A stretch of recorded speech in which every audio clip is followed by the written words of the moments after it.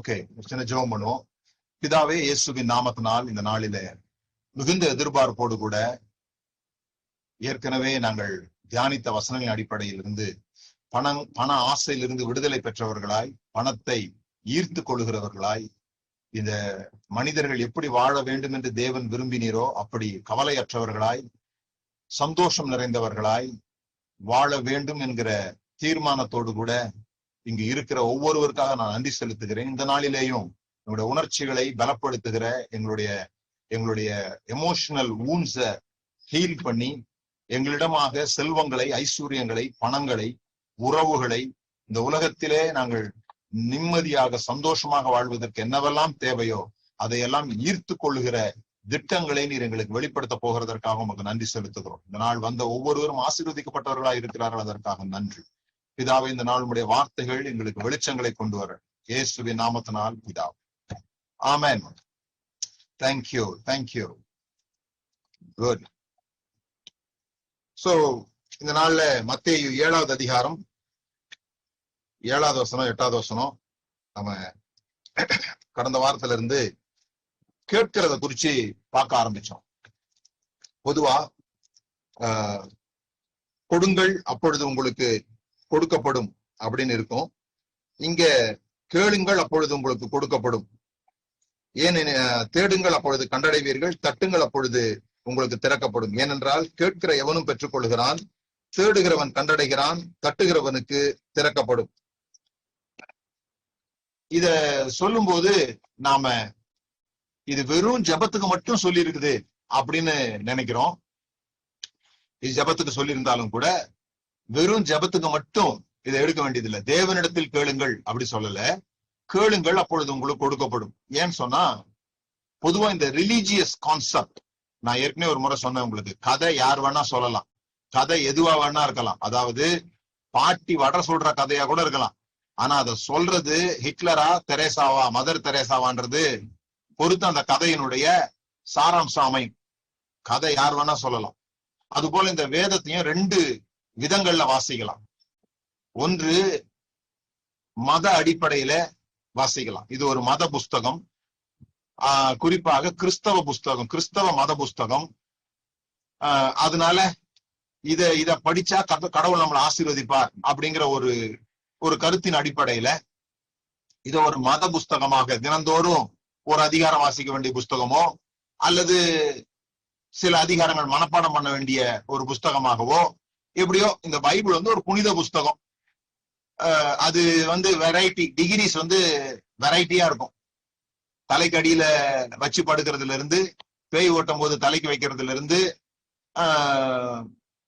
Daily ஒரு அதிகாரம் வாசித்தா கர்த்தர் நம்மளை பிசாசுல இருந்து பாதுகாத்து பாருன்ற நம்பிக்கையில இருந்து, எது எப்படியா இருந்தாலும் இது ஒரு மத புஸ்தகம் அப்படின்ற ரீதியில வாசிக்கிறவங்க. இன்னொரு விதம், அந்த மத ரீதினா என்ன, மதம் அப்படின்னா என்ன? மதம் அப்படின்னு சொன்னா நல்லா புரிந்து கொள்ள வேண்டியது, தவறுகளை தண்டிக்கிறவர் கடவுள் என்று நம்புகிறது மதம்.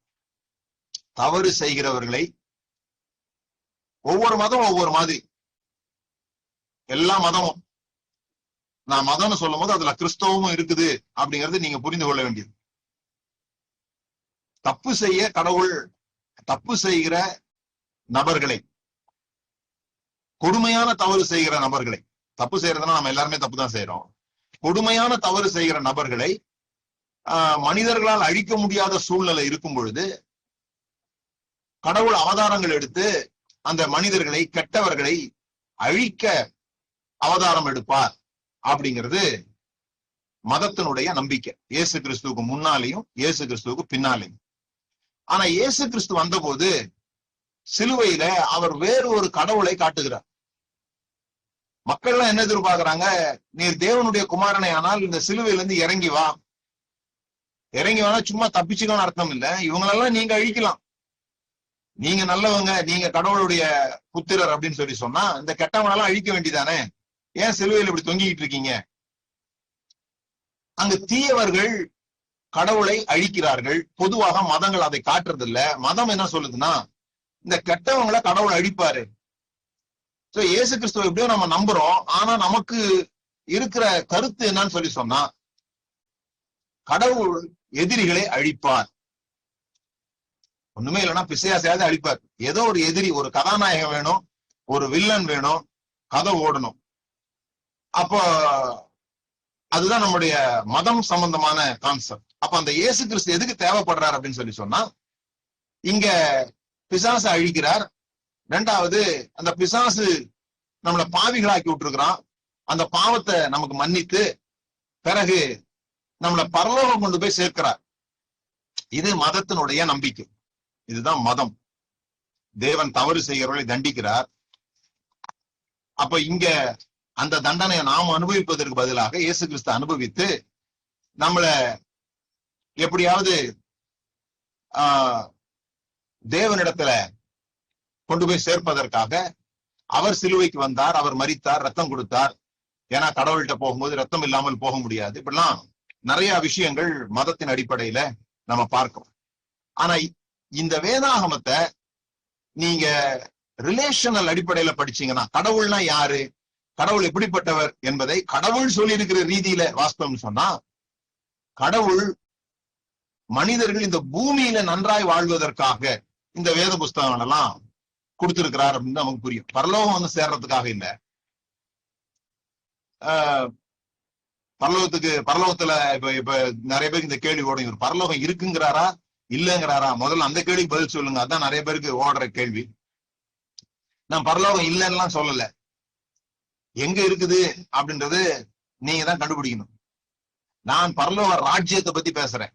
பரலோக ராஜ்யம் வேற, பரலோகம்ன்றது வேற. பரலோகம்ன்றது ஒரு இடம், பரலோக ராஜ்யம் அப்படின்றது ஒரு வாழ்க்கை முறை. ஒரு வாழ்க்கை முறையை பற்றி இயேசு பேசுகிறார். சோ நிறைய நேரங்கள்ல இந்த மதங்கள் மக்களுக்கு தேவையில்லாதத, இப்ப பாருங்க, கடவுளை போல மாறணும் அப்படின்றது நிறைய பேருடைய எண்ணம். நிறைய பேர் முயற்சி பண்ணுகிற ஒரு இடம் கூட என்னன்னா, இப்ப இந்த குட் ஃப்ரைடே சமயத்துல எல்லாம் இந்த வார்த்தைகள்லாம் நீங்க கேட்கலாம்.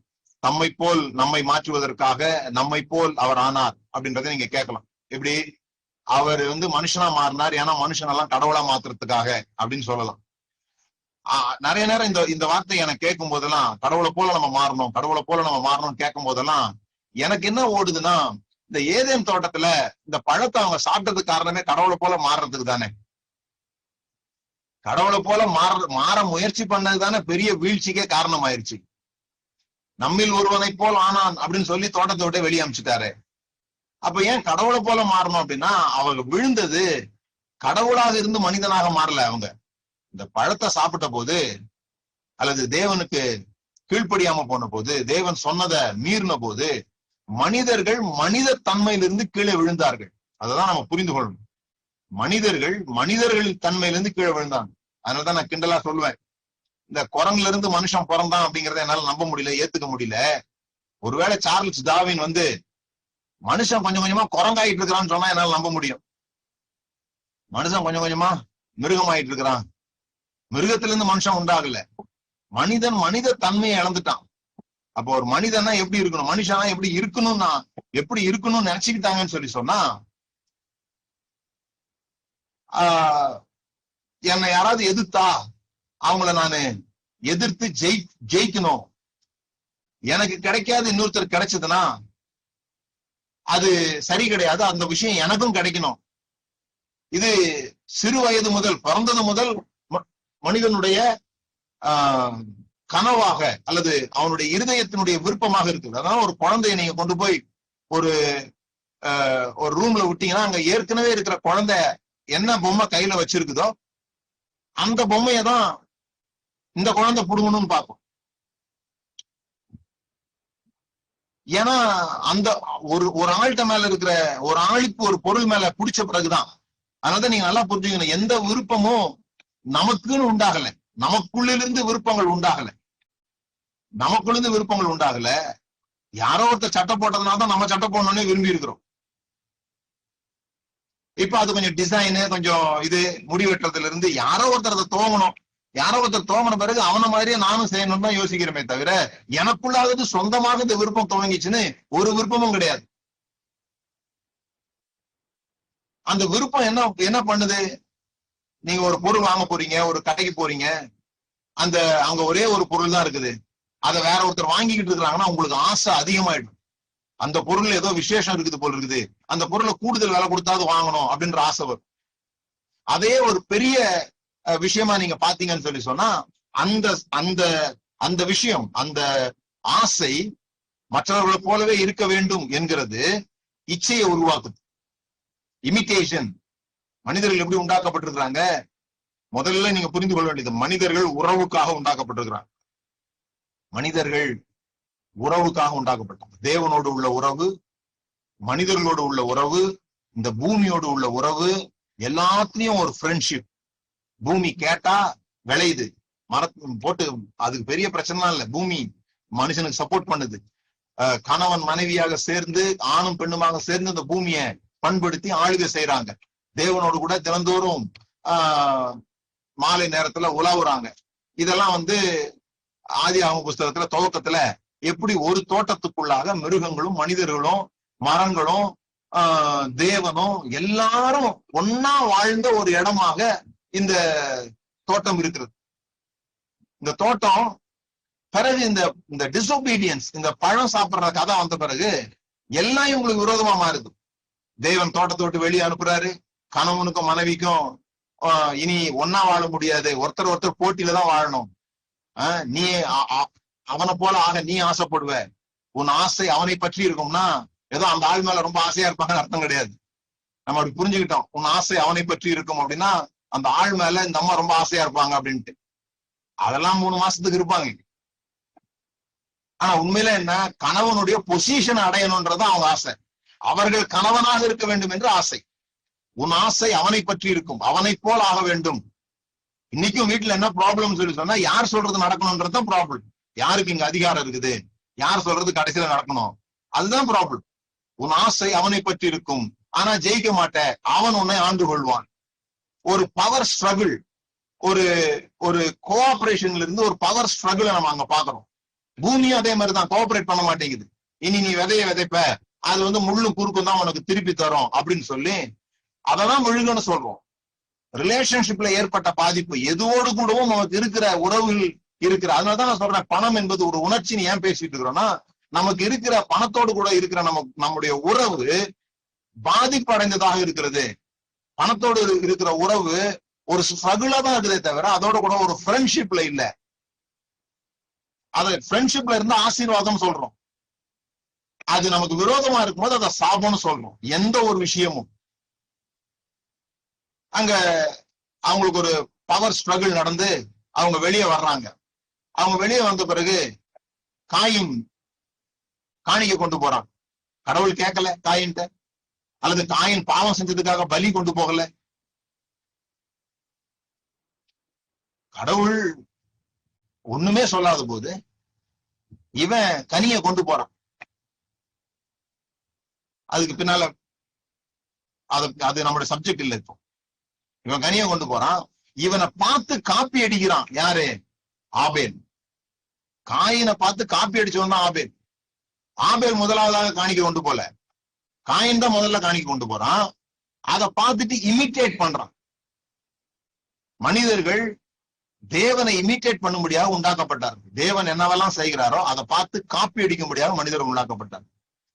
மனிதர்களுக்கு தான் காப்பி அடிக்கிற திறன் நிறைய, பரீட்சையில இல்ல, வாழ்க்கையிலேயே முழுவதுமாக நாம காப்பி அடித்து தான் வாழ்றோம். அதனாலதான் நம்மளை கொண்டு போய் ஒரு மிருகங்கள் வளர்க்குற ஒரு இடத்துல நம்மளை போட்டுட்டா, மனிதர்களே பார்க்கல, ஒரு பையன் பார்க்கலன்னு சொல்லி சொன்னா அந்த மிருகங்கள் மாதிரியே அவன் நடந்துக்கிறான். 4 காலில் ஓடுறான், ஊழ ஓடுறான். என்ன படம்? டார்சான். அந்த படங்கள்லாம் நம்ம பாக்குறோம். பார்த்தா அந்த மனிதன் மிருகங்களை போல நடந்து கொள்கிறான். ஆனா ஒரு மிருகத்தை மனிதர்களோட எவ்வளவு காலம் போட்டாலும் அது 2 காலம் நடக்க போறது இல்லை, 2 காலம் நடக்க ட்ரை பண்ண போறது இல்லை. அப்போ ஒரு குழந்தை மனிதர்களோடு பிறக்கும்போது என்ன ஆகுது, அது இந்த மனிதர்கள் நடக்கிறதெல்லாம் பாக்குது. இப்ப பாருங்க, சின்ன பிள்ளைய மொபைல் ஒண்ணு அடம் பிடிக்குது. ஏன்னா மனிதர்கள் ஏதோ பேசிக்கிட்டே இருக்கிறாங்க, அப்பா அம்மா எல்லாம் ஏதோ கையில வச்சு பேசிட்டே இருக்காங்க, நமக்கு மட்டும் தரமாட்டேன்றாங்க, இது நமக்கு வேணும் அப்படின்னு கேக்குது. நாய்க்குட்டியோ பூனைக்குட்டியோ அப்படி கேட்கறது இல்லை. நம்ம கூட வளர்ற நாய்க்குட்டியோ பூனைக்குட்டியோ அப்படி கேட்கறது இல்லை. அப்ப நம்ம நடக்கிறதோ நம்ம பேசுறது இது எல்லாமே காப்பி அடிக்கிறதுனால உண்டானது. காப்பின்றது இமிட்டேஷன் சொல்றேன். இன்னொருத்தரை பார்த்துதான் நம்ம கற்றுக்கொள்கிறோமே தவிர, நம்மளை கொண்டு ஒரு காட்டுல போட்டா நம்ம நடக்க மாட்டோம், பேச மாட்டோம். இன்னைக்கு எதெல்லாம் இயல்பா செய்யறதா நினைக்கிறோமோ அதெல்லாம் செய்ய மாட்டோம். இதெல்லாம் இன்னொருத்தரை பார்த்து கற்றுக்கொண்ட விஷயங்கள். அப்படி தேவனை பார்த்து தேவனை போல நடக்கும்படி உண்டாக்கப்பட்டவன், அவருடைய சாயலின்படியும் அவருடைய ரூபத்தின்படியும் அவரை போல இயங்குவதற்கு உண்டாக்கப்பட்டவன் மனிதன். ஆனா வேறவனை காப்பி அடிச்சிட்டான். அதெல்லாம் பெரிய விஷயங்கள், நம்ம ரீதிங்கர்ஸ்ல பேசுவோம். அவன் வேறவனை காப்பி அடிச்சிட்டான். அவன் காப்பி அடிச்ச பிறகு அதை பின்பற்றி அவன் நடக்க ஆரம்பிக்கிறான். சோ முதல்ல ரிலேஷன்ஷிப்புக்காக உண்டாக்கப்பட்டவன், அந்த ரிலேஷன்ஷிப் எப்படி நடக்கும்னு சொல்லி சொன்னா, எப்படி உறவு நடக்கும்னு சொல்லி சொன்னா, ஒருவரை ஒருவர் அறிகிறதுனாலே. காயின் தன் மனைவியை அறிந்தான், அல்லது ஆதாம் தன் மனைவியை அறிந்தான். எவ்ரி எக்ஸ்பீரியன்ஸ், இந்த உலகம், நம்ம வாழ்க்கைன்றது என்னது? நம்ம வாழ்க்கைன்றது சின்ன சின்ன எக்ஸ்பீரியன்ஸால கோர்க்கப்பட்ட ஒரு பெரிய விஷயம். ஒவ்வொரு சின்ன சின்ன சின்ன அனுபவங்களால் கோர்க்கப்பட்ட ஒரு பெரிய விஷயம். இந்த அனுபவங்கள்ன்றது என்னது? இந்த உலகத்தோடு கூட நமக்கு ஏற்படுகிற இன்டராக்ஷன், ஒன்றை ஒன்று அறிந்து கொள்ளும் பொழுது, ஒரு மனிதனையோ ஒரு சம்பவத்தையோ ஏதோடு கூட நமக்கு ஏற்படுகிற இன்டராக்ஷன், அதுக்கு நாம கொடுக்குற மீனிங், அதனால நமக்கு உண்டாகிற எக்ஸ்பீரியன்ஸ், இதெல்லாம் சேர்ந்ததுதான் லைஃப்னு சொல்றோம். சோ மனிதன் எதுக்கு உண்டாக்கப்பட்டான்? இந்த தோட்டத்தை பண்படுத்துக்கோ, காத்துக்கோ அப்படின்னு உண்டாக்கப்பட்டான். ஆனா மனிதன் எங்க விழுந்தான்? காயின் ஆபேலை கொலை செய்கிறான். ஏன் கொலை செய்கிறான்? இவனுக்கு அவனை போல மாறணும்னு ஆசை. யாருக்கு? ஆபேலுக்கு காயின் காணிக்கை கொடுக்கறது போலவே தானும் காணிக்கை கொடுக்கணும்னு ஆசை. இப்ப காயினுக்கு ஆசை எப்படி மாறுது? இவனை கடவுள் ஆசீர்வதிச்சாரு, நம்மள கடவுள் ஆசீர்வதிக்கல. இவனை கடவுள் ஏற்றுக்கொண்டார், நம்மள கடவுள் ஏற்றுக்கொள்ளல. இந்த இமிட்டேஷன் begets rivalry. இதுதான் யாக்கோபு சொல்றார். பாவம் எங்க வருது? இச்சையானது பாவத்தை கர்ப்பம் தரிக்கிறது. பாவம் பூரணமாகும் பொழுது மரணம் உண்டாகிறது. இச்சை அது ஒரு போட்டிய, ஒரு பொறாமையை உண்டாக்குது. ஏன்னா அந்த உலகத்தை பற்றாக்குறையா பார்க்க வைக்குது. அவன் ஆசீர்வதிச்ச கர்த்தர் என்ன ஆசீர்வதிக்க மாட்டாரு, அவன் இல்லைன்னா அந்த ஆசீர்வாதம் எனக்கு உண்டாகும். இதுதான் சிபிலிங் ரைவலரின்னு சொல்றோம். ஒரு பையன், மூத்த குழந்தை ஒண்ணு பிறக்குது. மூத்த குழந்தை ஒண்ணு பிறந்த உடனே சில சமயங்கள்ல கொஞ்ச நாள் கழிச்சு, 5-6 வருஷம் கழிச்ச பிறகு ஒரு பையன் பிறக்கிறான். இந்த அப்பா அம்மாவே என்ன நினைச்சுப்பாங்க, இனிமே நம்ம குழந்தை பிறக்காது போல முழு அன்பையும் ஒரு புள்ள அப்படின்னு அது மேல கொடுத்துக்கிட்டு இருக்கும்போது இன்னொரு புள்ள பிறந்துருது. இன்னொரு புள்ள பிறந்த உடனே அந்த புள்ள மேல, அது சின்ன புள்ள, அதை போற்றி பாதுகாக்கிறத இந்த பெரிய புள்ள பார்த்த உடனே, ஓஹோ இப்ப நம்மள நேசிக்கிறத விட்டுட்டாங்க, இப்ப முழு கவனமும் சின்னவன் மேல போயிடுச்சு அப்படின்னு ஒரு தன்னை புறக்கணிக்கப்பட்டதாக, தான் ஒதுக்கப்பட்டதாக அந்த புள்ள உணர ஆரம்பிக்குது. அதனாலதான் அண்ணன் தம்பி அல்லது அந்த உறவுகளுக்குள்ளாக போட்டிகள், சிபிலிங் ரைவலரின்னு சொல்லுவாங்க சைக்காலஜி. இது எல்லா இடத்துலயும் நடக்கும். என்னடா அண்ணன் தம்பி இப்படி சண்டை போட்டுக்கிறாங்களேன்னா, அது சின்ன பிள்ளையில எல்லாமே சண்டை போடுவாங்க. பெரியவங்களான பிறகு அவங்களோட அண்டர்ஸ்டாண்டிங்கை பொறுத்து இருக்கும் அது. சோ நம்ம நல்லா புரிந்து கொள்ள வேண்டியது என்ன? ரைவலரி உண்டாகுது. அந்த ரைவலரி எப்படி உண்டாகுது? பற்றாக்குறை மனதினால உண்டாகுது. அவனுக்கு கிடைச்சிருச்சுன்னா எனக்கு கிடைக்காது. நமக்கு ஸ்கூல்ல அப்படிதான் சொல்லி தராங்க. உன்கிட்ட 4 பழம் இருந்தது, நீ 2 பழத்தை இன்னொருத்தனு கொடுத்துட்ட, மீதி உன்கிட்ட எத்தனை பழம் இருக்கும்? 2 பழம் தான் இருக்கும். ஐயோ அடுத்தவனு கொடுத்தா நமக்கு கம்மியாயிடும் போல் இருக்குதுன்னு அங்கேயே விழுந்துருச்சு. அப்புறம் கடன் வாங்கலாம் சொல்லி தருவாங்க. 2ல 3 போலாம் என்ன பண்ணணும்? பக்கத்துல இருந்து கடன் வாங்கணும். சரி ஓகே, விதையெல்லாம் அங்கேயே போட்டு, கடன் வாங்குற விதை போன பக்கத்துல உள்ளவங்க கொடுத்துட்டா நமக்கு கம்மியாயி போறோன்ற எண்ணம்லாம் அங்கேயே போட்டு. விளங்குதுங்களா? சோ இதுல போட்டி உண்டாகுது. எடுத்துக்கணும் சீக்கிரமா, யாரு முதல்ல அவன் எடுத்துக்கணும், இல்லைன்னா இவங்களை அழிச்சுட்டா நம்ம நல்லா வந்துடலாம் அப்படின்னு நினைக்கிறோம். இதெல்லாம் தான் ஆதியாகமம் 1 to 4 வரைக்கும் உள்ள அந்த கதைகள்ல நாம கற்றுக்கொள்கிற விஷயம். சரி, ஏன் இத சொல்றேன் அப்படின்னு சொன்னா, இந்த கேட்கிறது அப்படிங்கறது நிறைய நேரத்துல நமக்கு நம்ம எல்லாம் சபைகள்ல வளர்ந்தவங்களா இருக்கலாம், அல்லது புதிதாக நீங்க சபைக்கு போறவங்களா இருந்தா கூட நமக்கு ஆழமா இதெல்லாம் விஷயங்கள் பதிக்கப்பட்டுச்சு. என்ன பதிக்கப்பட்டுச்சு? ஆவிக்குரியவங்க யாருகிட்டையும் எதையும் கேட்க மாட்டாங்க. ஆவிக்குரியவங்க எதையும், நல்லவங்க எதையும் கேட்க மாட்டாங்க. நமக்கு நிறைய சாட்சிகள், எந்த சாட்சிகள் நமக்கு ரொம்ப புல்லரிக்கும் அப்படின்னு சொல்லி சொன்னா, நாங்கெல்லாம் சின்ன வயசுல கேட்டிருக்கோம், கன்வென்ஷன் நடந்தது, அப்போ அரிசியே இல்ல, பாஸ்டர் தைரியமா தண்ணிய கொதிக்க போடுங்க அப்படின்னு சொல்லிட்டு ஜெபிச்சுக்கிட்டே இருந்தாரு. திடீர்னு வண்டியில 10 மூட்டை அரிசி எனக்கு கொடுக்க சொன்னாங்கன்னு சொல்லுவாங்க. அதை கொடுத்த உடனே பாஸ்டர் அந்த சாப்பாடு எல்லாருக்கும் கொடுத்தாங்க. இதெல்லாம் கேட்கும்போது நம்ம சும்மா ஒரு இடத்துல உட்காந்து ஜெபிச்சுக்கிட்டே இருந்தா அப்படியே யாரோ கொண்டு தருவாங்க போல் இருக்கு. இந்த ஏலியா கதை, காக்கா கதை சொன்னோம் இல்லையா, காக்கா அப்பம் போடுறது, இந்த கதைகள் எல்லாம் ஒரு இதுவா கொண்டு வந்துட்டோம். அதனால என்ன பண்ணிட்டோம், நமக்கு அதே மாதிரி நாசியில் சுவாசம் உள்ள எந்த மனுஷனையும் நம்பாதே, இந்த வசனம் இருக்கு, நாசியில் சுவாசம் உள்ள எந்த மனுஷனையும் நம்பாதே. இதெல்லாம் சொல்லி சொல்லி மனுஷர்களை நம்ப கூடாதுன்னு சொல்லிட்டாங்க. எவனும் சரி கிடையாது. அதுல பாட்டு நமக்கு ரொம்ப பிடிச்ச பாட்டு என்ன, ஏசு போதுமே. அதான், ஏசு போதுமே, மனிதர் என்னை கைவிட்டாலும், மாமிசம் அழுகி நாரிட்டாலும் எவனும் பக்கத்துல வந்துடக்கூடாது, எவனையும் நான் நம்ப மாட்டேன், எந்த மனுஷனும் எனக்கு தேவையில்லை, அப்பா அம்மா எல்லாத்தையும் வெறுத்துடணும், வெறுத்தாதான் இயேசு மேல அன்பு செலுத்த முடியும். இப்படி நிறைய மத ரீதியாக நமக்கு உள்ளுக்குள்ள போட்டு திணிச்சு விட்டதுனால நமக்கு பைபிள் அப்படிதான் நம்மளால படிக்க முடியுது. இயேசு படகெல்லாம் விட்டுட்டு வர சொன்னாரு.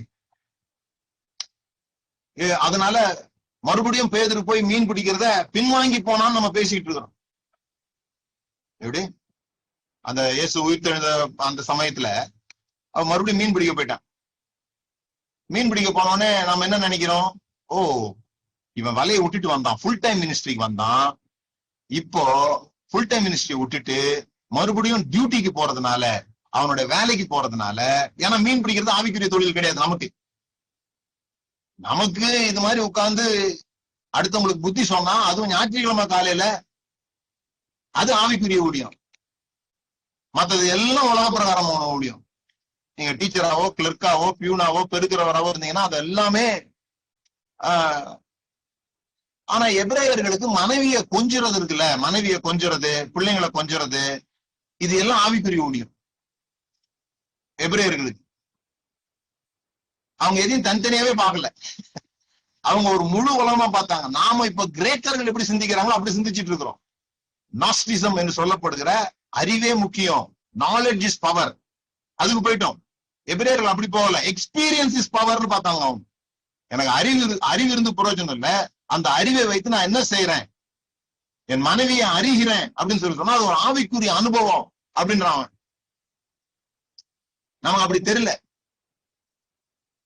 நம்ம பைபிள் இந்த ஈஸ்டர்ன் சைடுல இருக்கிற யூதர்கள் எழுதின வேதாகமத்தை வெஸ்டர்ன் சைடுல இருக்கிற கிரேக்க மனம் நிறைந்தவர்கள் சொல்லி கொடுத்தத படிச்சுட்டு இருக்கிறோம்.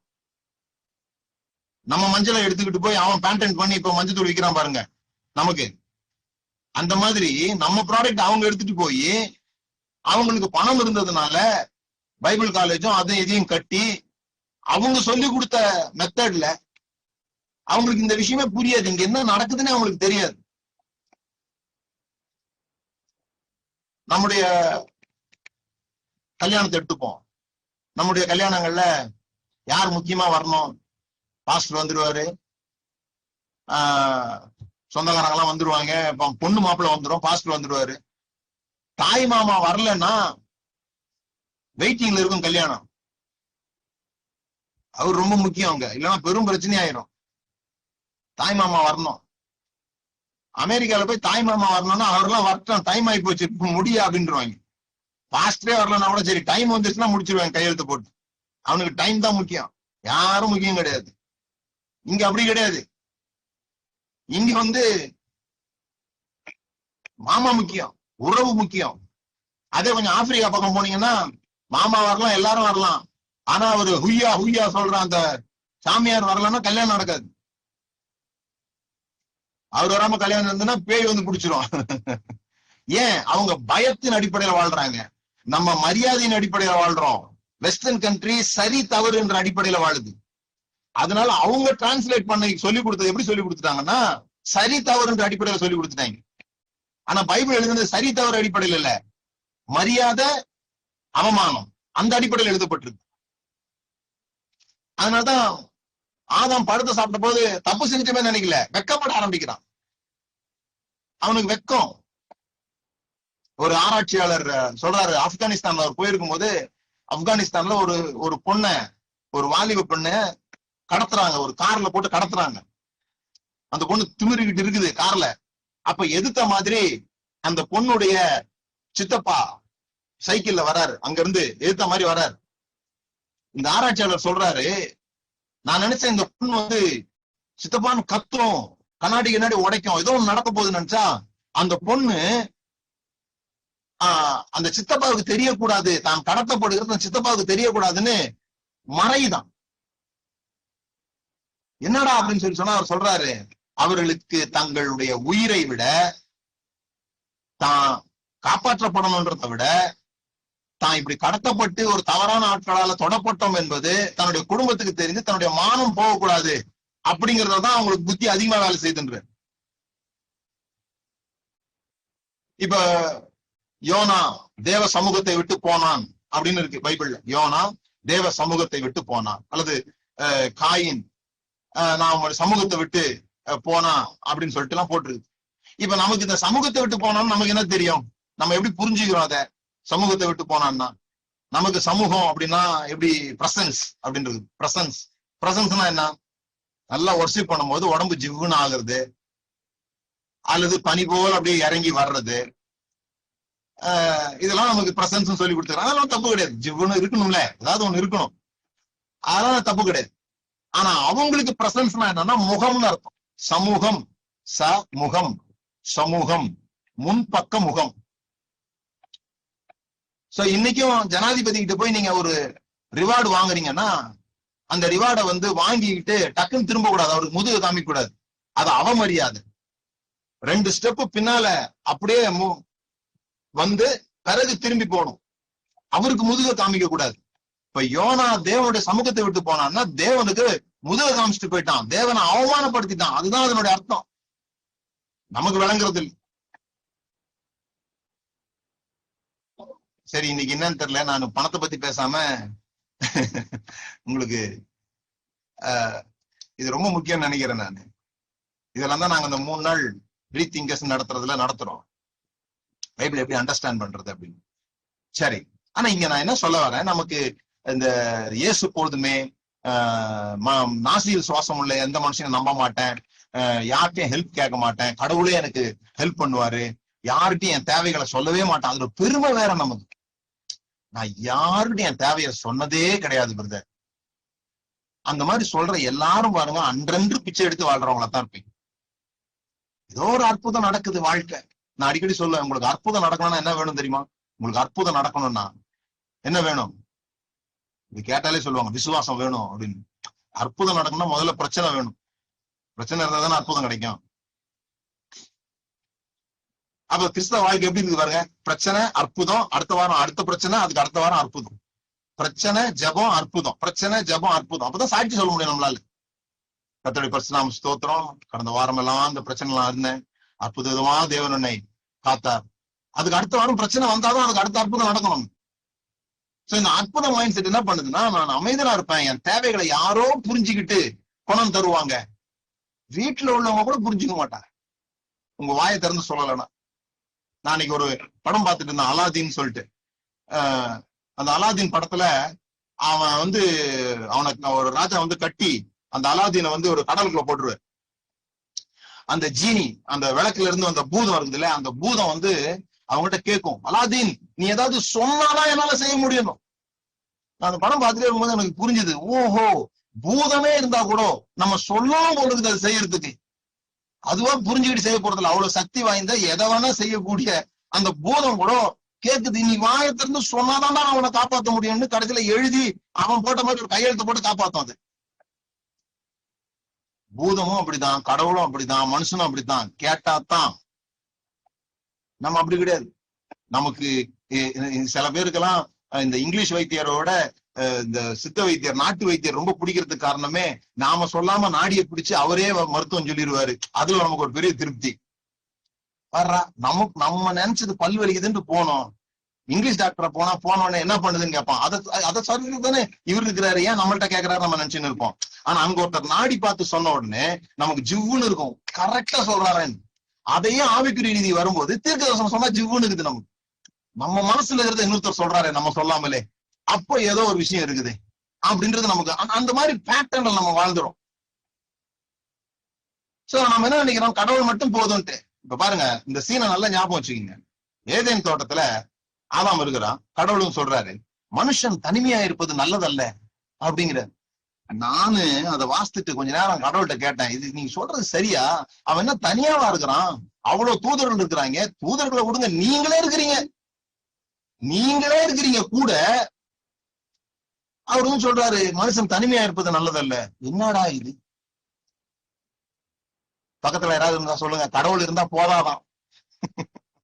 கடவுள் சொல்றாரு, நான் சொல்ல, கடவுள் கூட இருந்தா போதாதுன்னு கடவுள் சொல்றாரு. அவர் கூட தான் இருக்கிறாரு. அவர் வந்து சொல்றாரு மனுஷன் தனிமையா இருப்பது நல்லதல்ல. அவன் என்ன பாடி இருக்கணும்? தேவன் போதுமே, தேவன் போதுமே பாடி இருக்கணும் தானே. அவன் பாடல. அவன் செலக்ட் பண்ண போயிட்டான். மிருகத்தெல்லாம் பார்த்து செலக்ட் பண்ணலாமான்னு பாக்குறான், ஒன்னும் செட் ஆகல. அப்புறமா கடைசியில எலும்புல இருந்து ஒண்ணு உருவாகி வந்தவொடனே பாட்டு பாடுறான், கவிதை எல்லாம் பாடுறான். ஒரு மனுஷனுக்கு துணை இன்னொரு மனிதன் தேவை என்று தேவன் சொல்லுகிறார். இந்த காலவேளை செய்தி இதுதான். நீங்க வந்து இதை பெருமையா நினைச்சுக்கலாம், எனக்கு யாரும் உதவி தேவையில்லைன்னு. அது இல்ல சிஸ்டம்.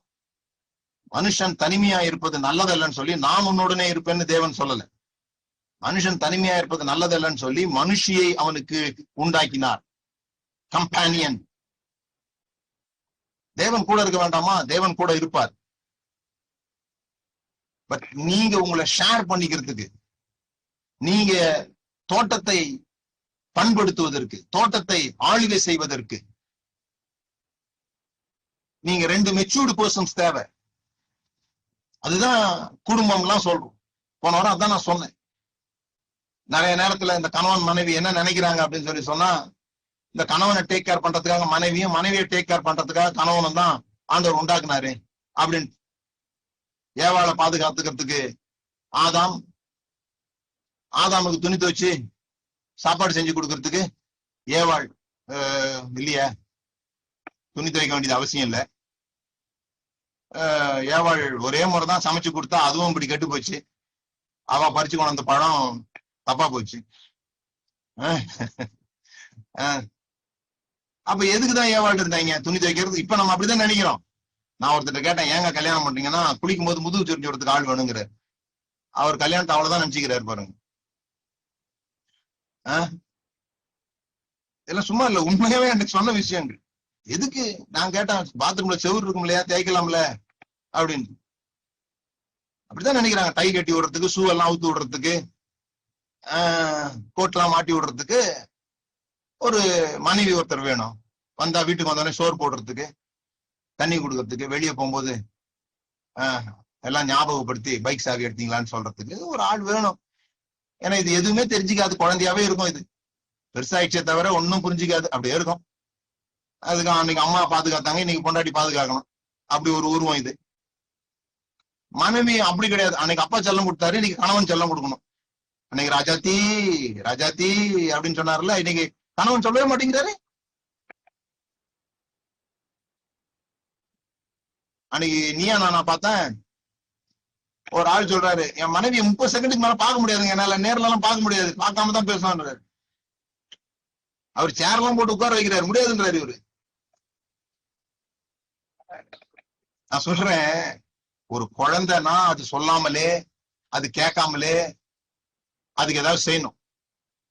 ஹக்கீஸ் மாத்தி விடணுமா, எறும்பு கடிச்சிச்சா, வயிற்ற வலிக்குதா, இதெல்லாம் குழந்தை சொல்ல தெரியாது. அதனால ஒரு தாயோ ஒரு தகப்பனோ அதை பொறுப்பெடுத்து பாக்குறாங்க, அந்த குழந்தைக்கு என்ன தேவை அப்படின்னு புரிஞ்சு செய்யறாங்க.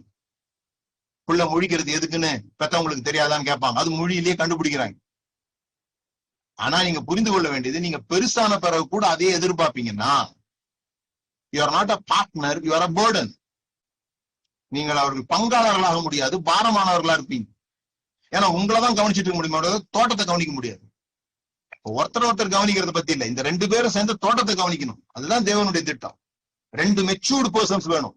தன்னுடைய வேலைகளை தானே செய்து கொண்டு தன்னில் தானே திருப்தி அடைந்த. அதனால நான் நம்புறது இல்லை.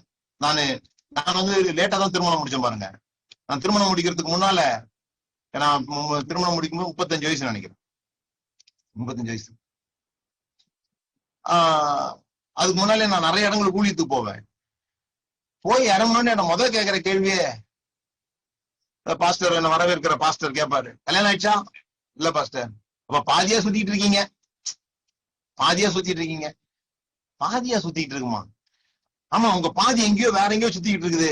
இந்த ரெண்டுமும் இணையறதான் கல்யாணமா? இந்த பாதி ஒண்ணு சுத்திக்கிட்டு இருக்குது, அங்க ஒரு பாதி சுத்திட்டு இருக்குது, இது ரெண்டும் சேர்றதுதான் கல்யாணமா? ஐயோ, பாதி பாதி சுத்தினா அது அந்த மாதிரி ஆட்கள் கல்யாணம் பண்ணிதான் பெரிய பிரச்சனை. கல்யாணத்துக்கு முன்னாலே நம்ம முழு ஆளா மாறிடணும். ஒரு முழு ஆள் இன்னொரு முழு ஆளா கல்யாணம் பண்ணணும். பாதி பாதியா சுத்துறது இல்லை. இந்த கான்செப்ட் எல்லாம் எப்படி கண்டுபிடிச்சாங்கன்னே தெரியல.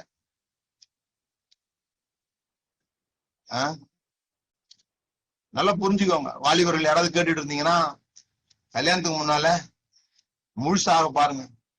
உங்க வேலைகள்லாம் நீங்களே செஞ்சுக்க முடியும். உங்களை சந்தோஷப்படுறதுக்கு வேற யாரும் தேவையில்லை. நீங்களே சந்தோஷத்தை நிறைஞ்சி வழிஞ்சி இருக்கும்போது கல்யாணம் பண்ணீங்கன்னா கொடுக்கலாம். நம்மளே நிறைஞ்சுக்கிறோம், கொடுக்கலாம்.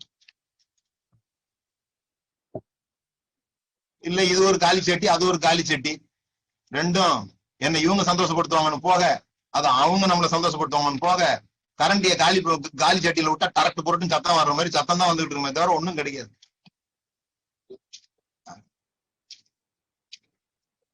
ஃபேமிலி செமினார்ல பாதி எடுத்துட்டேன் நான்.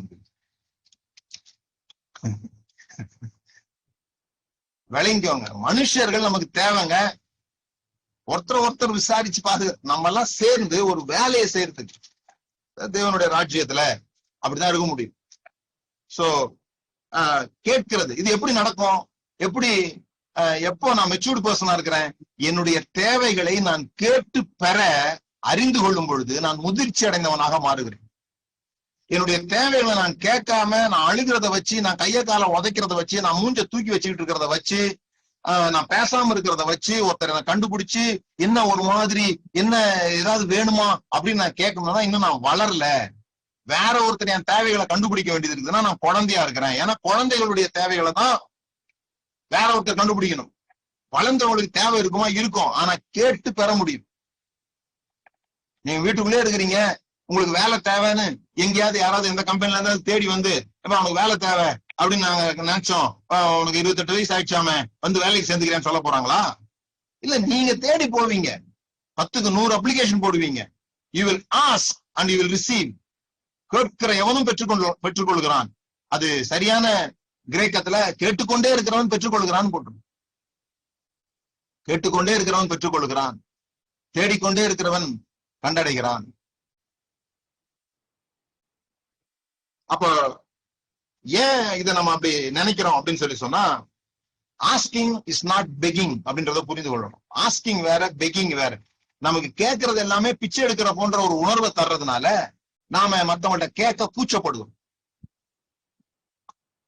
சோ இதுக்கு முதலாவது விஷயம் நீங்க புரிந்து கொள்ள வேண்டியது, ஏன் நம்ம கேட்க மாட்டேன்றோம். முதலாவது விஷயம் இக்னரன்ஸ்.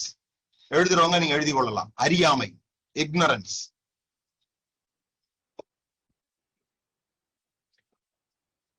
என்ன கேட்கணும்னு தெரியாது, எப்படி கேட்கணும்னு தெரியாது. என்ன கேட்கணும்னு தெரியாது, எப்படி கேட்கணும்னு தெரியாது.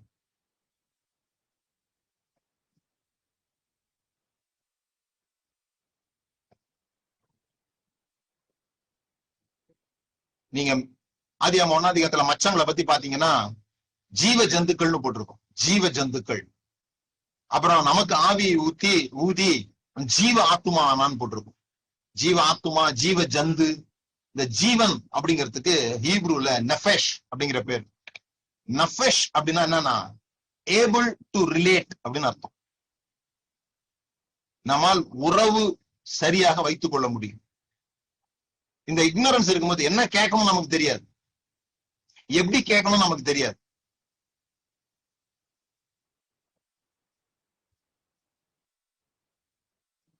யார் எல்லாத்தையும் ஒரே மாதிரி கேட்க முடியாது.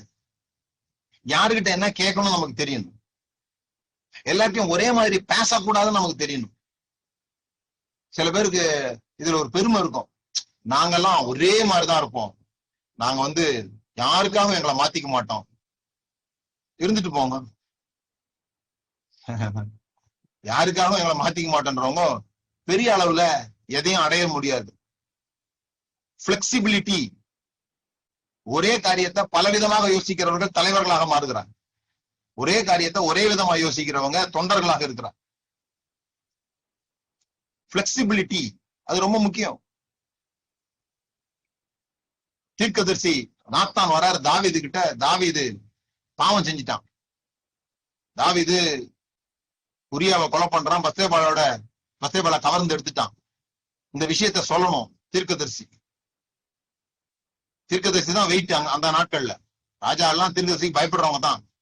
ஆனா தீர்க்கதரிசி நம்ம அப்படி தீர்க்கதரிசியா இருந்திருந்தோம்னா, நான் யோசித்து பாக்குறேன், நான் அப்படி இருந்திருந்தேன்னா சும்மா கண்ணு கோவப்பட மாதிரி செவந்து காதுல புகையோட ஒரு கட்டை எடுத்துட்டு போய், ஏய் தாவீது, என்ன செய்தாய் நீ, எனக்கு தெரியாதுன்னு நினைக்கிறாயா, அப்படி பேசியிருப்போம். தாவீது யார் அங்கே, அவன் தலையை வெட்டுன்னு சொல்லிட்டு இருப்பான். அப்ப ராஜா கிட்ட எப்படி பேசினா அவனுக்கு தெரியுது. கதை சொல்றான், போய் உட்கார்ந்து கதை சொல்லி அவனையே பொங்க வச்சு, அதுக்கப்புறம் இது நீதாண்டா அப்படின்னு ஆப்பாரம். எலியா அப்பம் கேக்குறாரு, அவர் அப்பம் கொடுன்னு கேட்கல, தண்ணி கொடுன்னு கேக்குறாரு. அந்த மாதிரி தண்ணி எடுக்க போகும்போது அந்த அப்பம் கொஞ்சம் சுட்டு கொண்டு வான்னு கேக்குறாரு. நீங்க புரிந்து கொள்ளணும் எப்படி கேட்கணும் அப்படிங்கிறது. So first ignorance. அந்த இக்னோரன்ஸ் இருக்கிறதுனால நமக்கு என்ன கேட்கணும்னு தெரியாது, எப்படி கேட்கணும்னு தெரியாது. அதனால கேட்க பயப்படுறோம். நானு ஒரு 23 வருஷத்துக்கு முன்னால நினைக்கிறேன். அப்போ சென்னையில பிரபலியமா இருந்த ஒரு சுவிசேஷகர், அவர் இப்ப இல்ல, மரிச்சிட்டார், பேர் சொல்ல விரும்பல. பிரபலியமா இருந்த ஒரு சுவிசேஷகர், அவர் பாஸ்டர் அல்லாதவர்களுக்கு ஒரு கூடுகை அப்படின்னு நடத்துவார். சோ பாஸ்டர் அல்லாதவர்களுக்கு கூடுகன்றதுனால நானும் போயிருக்கிறேன். அப்ப நான் பாஸ்டர் இல்ல, இப்பவும் பாஸ்டர் இல்ல, ஆனா சர்ச் வச்சிருக்கிறேன். சோ இப்போ நான் அந்த மீட்டிங்க்கு போயிருந்தேன். போயிருக்கும் போது நிறைய விஷயங்கள் டிஸ்கஸ் பண்ணிட்டு இருந்தோம். ஒரு 150 பேர் இருப்பாங்க. அப்ப ஒரு ஊழியக்காரர் எழும்பி இப்படி சொன்னார், ஐயா நாங்க சுவிசேஷ ஊழியம் செய்யறோம், ஒவ்வொரு சபையிலையும் கடைசி 3 நாள் ஊழியத்துக்கு கூப்பிடுறாங்க, வெள்ளி சனி ஞாயிறு ஊழியத்துக்கு கூப்பிடுறாங்க. வெள்ளிக்கிழமை சாயந்தரம் ஒரு மீட்டிங்கு, சனிக்கிழமை காலில இருந்து மத்தியானம் வரைக்கும் ஒரு ஃபாஸ்டிங் பிரேயரு, அப்புறம் ஈவினிங்ல ஒரு யூத் மீட்டிங்கு, சாயந்தரம் ஒரு மீட்டிங்கு, காலையில சண்டே ஒரு மார்னிங் ஒரு மீட்டிங், ஈவினிங் ஒரு மீட்டிங், சில சபைகள்ல மார்னிங் மட்டும் மீட்டிங். ஐயா இந்த மீட்டிங்கை முடிச்சுட்டு அந்த ஊழியக்காரங்க கையில ஒரு கவரை கொடுக்குறாரு, நிறைய செய்யணும்னு ஆசை, ஆனா ஒரு சின்ன காணிக்கை தான் எங்களால தர முடிஞ்சது அப்படின்னு ஒரு காணிக்கையை கொடுக்குறாரு. திறந்து பார்த்தா உண்மையிலேயே சின்ன காணிக்கையா தான் இருக்குது. 23 வருஷத்துக்கு முன்னால சொல்றேன். உண்மையிலேயே சின்ன காணிக்கையா தான் இருக்குது. 500 ரூபாய் கொடுக்குறாங்க, 3 நாள் புளிஞ்சு எடுத்துட்டு 500 ரூபாய் காணிக்கை கொடுக்குறாங்க. இப்போ இந்த மாதிரி இடங்கள்ல நாங்க முதல்லயே நிர்ணயிக்கலாமா, இந்த பெரிய ஊழியக்காரர் இவ்வளவு நிர்ணயிச்சாருன்றாங்க, இந்த பாடகர் இவ்வளவு நிர்ணயிச்சாருன்றாங்க, நாங்க போறதுக்கு முன்னாலே எங்களுக்கு இவ்வளவு வேணுங்க, ஒரு 3000 ரூபாய் வேணும், ஒரு மீட்டிங் நான் ஒரு பிரசங்கம் பண்ணா ஒரு 500 ரூபாய் வேணும், இப்படி நாங்க ஏதாவது சொல்ல முடியுமா அப்படின்னு கேட்டார். அதுக்கு அந்த பெரிய ஊழியக்காரர் உடனே, ஐயோ அப்படிலாம் கேட்கவே கூடாது, நீங்க அந்த மாதிரி கேட்டுறக்கூடாது, உங்களுக்காவது சின்ன காணிக்கைன்னு உனக்கு கொடுத்து அனுப்புறாங்க, எங்களுக்கு எல்லாம் காணிக்கையே கொடுக்காம விட்டுருக்குறாங்க. இன்னும் சொல்ல போனா கொண்டு ஸ்டேஷன்ல விட்டுட்டு டிக்கெட் எடுத்துட்டு வரேன்ட்டு போயிட்டாரு. என்கிட்டயும் டிக்கெட்டுக்கு காசு இல்லாம இருந்தது. அப்ப நான் ட்ரெயின்ல நின்றுட்டு இருக்கும்போது ஜீவானந்தா ஐயா அந்த பக்கமா ட்ரெயின்ல போனவர், இந்த வாலி பையன் இங்க நின்றுட்டு இருக்கிறானேன்னு அவரு இறங்கி என்ன பண்ணா, ஐயா மீட்டிங்னு கூப்பிட்டு வந்தாங்க, கை விட்டு போயிட்டாங்க, கையில காசு இல்ல, அதனால நின்றுட்டு இருக்கானு அவரு டிக்கெட் எடுத்து போட்டு கூப்பிட்டு போனாருன்னு அவரு கதை சொல்றாரு. இப்படிலாம் தேவன் நம்மள அற்புதமா நடத்துவாரு. இன்னைக்கு எனக்கு நிறைய காசு வருது, ஆனா அன்னைக்கு நான் கேட்கல அப்படின்னு. சோ நாம எப்போதுமே கொஞ்சம் வித்தியாசமா சிந்திக்கிறதுனால நான் கை வைத்துட்டு சொன்னேன், ஐயா கேட்கறது கேட்காதெல்லாம் இருக்கட்டும், இப்ப நீங்க மாசம் ஒரு மீட்டிங் 2000 ரூபாய் வேணும்னா யாராவது கூப்பிடுவாங்களா முதல்ல, அதை முதல்ல யோசித்துக்கோங்க. இப்ப நான் கணக்கு சொல்றேன். என்ன கணக்கு சொல்றேன், 500 ரூபாய் அப்படின்னு 4 வாரத்துக்கு போனா உங்களுக்கு 2000 ரூபாய் கிடைக்குது. 2000 கிடைக்குது. நீங்க 2000 பிக்ஸ் பண்ணிட்டீங்கன்னா, பிக்ஸ் பண்ணலாமா வேணாமான்றதை விட்டுருவோம். 2000 பிக்ஸ் பண்ணிட்டா வாரம் வாரம் யாராவது கூப்பிடுவாங்களா? இல்ல 2 மாசத்துக்கு யாராவது ஒருத்தர் கூப்பிட்டாங்கன்னா உங்களுக்கு 2000 நஷ்டம். அது தெரியுதான்னு கேட்டேன். சோ இங்க பணம் வைக்கலாமா வைக்க கூடாதான்றது இங்க பிரச்சனை இல்ல. உங்க தரத்தை உயர்த்திக்கோங்க. இவர் எவ்வளவு கேட்டாலும் கொடுக்கலாம் அப்படிங்கிற தரத்தை உயர்த்திக்கோங்க முதல்ல அப்படின்றத நான் அவருக்கு சொன்னேன். சோ நான் தரத்தை உயர்த்தாம கேட்கறது தவறு. என்னுடைய தரம் உயர்ந்து இருக்கும் போது குறைவா கேட்கறது தவறு. நிறைய பேருக்கு கிறிஸ்தவர்களுக்கு இந்த மாதிரி எல்லாம் பொருள்லாம் விற்கிறாங்க அல்லது ஏதாவது தொழில் செய்யறாங்க அப்படின்னா விலை நிர்ணயம் பண்றது ரொம்ப கஷ்டமா இருக்கு. என்கிட்ட அந்த மாதிரி நிறைய பேர் வந்திருக்காங்க. அந்த சட்டை எல்லாம் கொண்டு போய் வீடு வீடா விற்பாங்க. இவங்கெல்லாம் வந்து கேட்கறாங்க, ஆனா நாங்க ஒரு சின்ன பிசினஸ் துவங்கி இருக்கிறோம், இதுக்கு இவ்வளவு காசு நாங்க வைக்கிறோம், இது வைக்கலாமா? நான் சொன்னேன் வைக்கலாம் வைக்கலாம். என்னன்னு எப்படி சொல்லிட்டீங்க வைக்கலாம்னு? அப்ப நீ என்கிட்ட வைக்கலாமா தானே கேட்டேன்.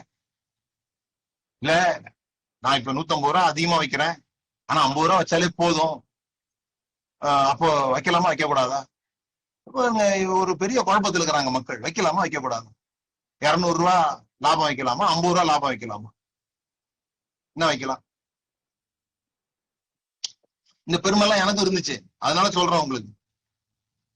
நான் புனிதமான இடத்துல இருந்து பேசல, உங்களோட லெவல்ல நின்னே பேசிட்டு இருக்கிறேன், உங்களுக்கு மேல இருந்து பேசல. இந்த பெருமைலாம் எனக்கு இருந்துச்சு. யார்ட்டையும் கேட்க மாட்டோம், மக்கள் கொடுக்குற காசை அப்படியே செலவு பண்ணிடுவோம், எங்களுக்குன்னு எதுவும் எடுத்துக்க மாட்டோம். இந்த 3 நாள் கேம்புக்கு எல்லாம் பாருங்க 2000 ரூபா வாங்குவோமா, அந்த 2000 ரூபா அவங்களே கொடுத்துட்டு வந்துருவோம். அதுல சில பேருக்கு நாங்க கன்செஷன் கொடுப்போம், அந்த காசுல எங்க பாக்கெட்ல இருந்து போயிட்டு. அப்பதான் ஒரு விஷயம் புரிஞ்சுது. ஓ என்ன பிரச்சனை, போதும் என்ற மனதுடனே கூடிய அந்த வசனம் நம்மள வந்து உள்ள சொல்லுது. 50 ரூபா போதும் அப்படிங்குது. 50 ரூபா போதும். யாருக்கு போதும்? எனக்கு போதும். யாருக்கு போதும்? எனக்கு போதும். ஆனா என் பிசினஸுக்கு அது போதாது, என்னுடைய தொழிலுக்கு அது போதாது. என்னுடைய தொழிலுக்கு ஒரு கட்டடம் வேணும், என்னோட தொழிலுக்கு ஸ்டாஃப்ஸ் போடணும், அவங்களுக்கு எல்லாம் சம்பளம் கொடுக்கணும், இதெல்லாம் நிறைய விஷயம் இருக்குது என் தொழிலுக்கு. நம்ம பிரச்சனை என்னன்னா நம்ம வேற தொழில் வேறன்னு யோசிக்கவே மாட்டோம். நாமும் தொழிலும் பின்னி பிணைஞ்சு கிடப்போம். அதனாலதான் தொழில் நஷ்டமாயிடுச்சுன்னா நாமளே நஷ்டமாயிடும். நமக்கு கம்மியா இருந்தா போதும், என்னுடைய சேலரி நான் வைத்திக்க போறது இல்ல, ஆனா என் தொழிலுக்கு அதிகமான லாபங்கள் வந்தாதான் என் தொழில் ரன் ஆகும். விளங்குதுங்க யாருக்காவது சொல்றது? பிரிச்சு பார்க்க தெரியல நமக்கு. இது தொழில் முனைவோர் கூட்டம் இல்ல, ஆனா ஆஸ்கிங் அப்படிங்கிறது ரொம்ப முக்கியம். அது நம்ம உணர்ச்சி சம்பந்தமானது. மில்கிராம் அப்படிங்கிற ஒரு ப்ரொஃபசர், இந்த மில்கிராம் என்ற ப்ரொஃபசர் ஒரு நாள் வீட்டுக்கு வரும்போது அவருடைய மாமியார் என்ன பண்ணாங்க, ரொம்ப சோகமா இருந்திருக்காங்க. வயசானவங்க, 76 வயசானவங்க. அவங்க ரொம்ப சோகமா இருந்தோன்னு இவர் கேட்டிருக்காரு, என்ன பிரச்சனை? இன்னைக்கு நான் பஸ்ல வந்தேன், இது மெட்ரோல வந்தேன், வரும்போது ஒருத்தர் கூட எனக்கு சீட்டே தரல, இவ்வளவு வயசான நான் உள்ள ஏறுறேன், யாருமே எனக்கு சீட்டு தரல அப்படின்னு சொல்லியிருக்காங்க. அப்ப இவர் கேட்டிருக்காரு, யார்கிட்டயாவது கேட்டீங்களா சீட்டு வேணும்னா? சொல்லிருக்காங்க, இல்ல கேட்கல. ஏன்னா ஒரு வயசானவங்க உள்ள ஏறும்போது எழும்பி யாரும் சீட் தரக்கூடாதா? கேட்கணுமா இதை வேற அப்படின்னு இருக்காங்க. அப்ப இவர் ஒரு சைக்காலஜி ப்ரொஃபஸர்ன்றதுனால இவருக்கு ஒரு எண்ணம் தோணி, அடுத்த நாள் கிளாஸுக்கு போயிட்டு அங்க 100 பேர் இருந்திருக்காங்க பசங்க. அவங்க சொல்லியிருக்காரு, இன்னைக்கு உங்களுக்கு எக்ஸசைஸ் என்னன்னு சொன்னா, ரஷ்ஷான மெட்ரோ ட்ரெயின்ல ஏறணும். தனித்தனியா போயிட்டு ரஷ்ஷான மெட்ரோ ட்ரெயின்ல ஏறி உட்கார்ந்து இருக்கிற ஒருத்தன் பார்த்து, இப்ப கொஞ்சம் எழுந்துக்கப்பா, நான் எனக்கு ஒரு சீட்டு கொடுப்பா உட்காரணும்னு கேட்கணும். ரஷ்ஷான ட்ரெயினா, அதுல ஏற்கனவே நிறைய பேர் நின்றுட்டு இருக்கிறாங்க, நிறைய பேர் இடிச்சு நின்றுட்டு இருக்காங்க. அங்க போய் நீ கேட்கணும், கொஞ்சம் எழுந்துக்கோங்க எனக்கு சீட்டு கொடுங்கன்னு கேட்கணும். சோ இதான் 100 பேருக்கு. 100 பேர் போனாங்க, போயிட்டு திரும்பி வந்துட்டாங்க. திரும்பி வந்தா என்ன தெரியுமா பதிலு? 68 பேருக்கு சீட்டு கிடைச்சிருக்கு. கேட்ட உடனே, ஐயா கொஞ்சம் எழுந்துங்கய்யா எனக்கு வேணும்னு கேட்டோடனே, ஏன் எதுக்குன்னு கேள்வி கேட்காம சந்தோஷத்தோட 68 பேர் சீட்டு கொடுத்துருக்காங்க. இப்ப சொல்லுங்க, உலகம் நல்ல உலகமா கெட்ட உலகமா? நம்ம கலிகாலத்துல இல்லைங்க, நல்ல காலத்துல தான் இருக்கிறோம். நம்ம கண்ணுலதான் பிரச்சனை. பாக்குறதெல்லாம் தப்பா தெரியுது, பாக்குறவெல்லாம் கட்டவனா தெரியுறான். வெள்ளைக்காரன் போய் சொல்ல மாட்டான், நம்ம நம்பிட்டு இருக்கிறதுனால கருப்புக்காரெல்லாம் போய் சொல்ற மாதிரி தெரியுது நமக்கு. நான் சொல்றேன் உங்களுக்கு, அந்த அவர் சொன்ன அந்த எக்ஸ்பெரிமெண்ட் நீங்க கூகுள்ல போய் வாசிக்கலாம், மில்கிராம் எக்ஸ்பெரிமெண்ட் சொல்லிட்டு. அப்போ 68 பேர் கொடுத்துட்டாங்க.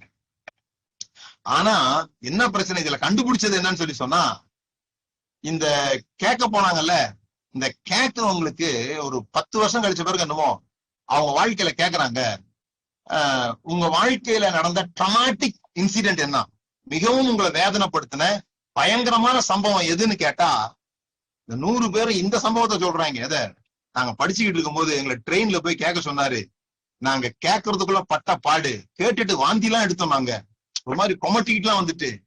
அந்த கேட்கறதுன்றது எங்க வாழ்க்கையில மிகுந்த மன அழுத்தத்தை கொடுத்த ஒரு சம்பவம் அப்படின்னு சொல்லி ஒரு ட்ராமாட்டிக் எக்ஸ்பீரியன்ஸா சொல்றாங்க. அதை அந்த கேட்டது கிடைச்சிருச்சு, அது வேற விஷயம். ஆனா இவர்களுடைய பிரச்சனை பாருங்க. அப்ப இந்த மில்கிராம் அவர் என்ன பண்றாரு, இது என்ன இவ்வளவு கஷ்டமா, இவனுங்க எல்லாம் என்ன இப்படி சொல்லுங்கிறானுங்க அப்படின்ட்டு, நாம போய் ட்ரெயின்ல கேட்போம் அப்படின்னு சொல்லி இவர் போயிருக்கிறாரு பாருங்க. இவர் சொல்றாரு, நான் போய் ஒருத்தன் சீட்டு கேட்கறதுக்கு அவ்வளவு நேரம் ஆச்சு, எனக்கு ஒரு கால முன்னால தூக்கி வச்சா 2 காலம் பின்னால போகுது, ரொம்ப நேரம் ஆகி போச்சு கேட்கறதுக்கு.